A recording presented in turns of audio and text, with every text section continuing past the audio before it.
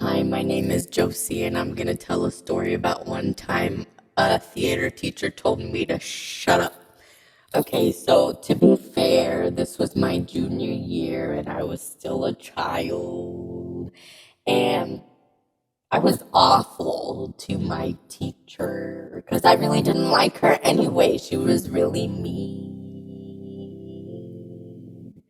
But anyway, so that was the day of a competition. Of course, I'm pretty sure she was stressed. By the way, I'm a teacher now, so I have no idea what she was going through, but I'm gonna assume that she was very stressed because it was a competition day and we didn't exactly win. But anyway, so she wanted to take us to IHOP. Mind you, it was like 11 at night on a school night, and we were about 30 minutes away from home. And I didn't bring any money. In fact, a lot of us didn't because she didn't tell us to. So maybe she was gonna pay for it. I have no idea. But I was like, man, my friend is actually offering to pay me for food. And I was like, I don't want him to buy me a meal at IHOP. So I was like, can you take us to the nearest McDonald's? And she was like, what McDonald's is open at this time in this day and age? And I'm just like, I have no idea, but take us to McDonald's if he's gonna buy me food. I don't want it to be a lot. And she was like, okay, fine.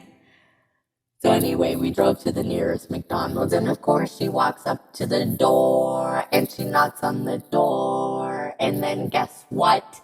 Well, she didn't really knock on the door, but obviously it was closed. Oops. Anyway, so of course she's like really angry and stressed, and I'm a teacher now, guys. I'm just an awful person, I guess, for laughing. But anyway, she's like at least 5 yards away, and I'm just like talking to my friends, and I'm just like, well, that sucks. Guess we're just gonna have to go home. It's a school night and everything, so you know what? Whatever.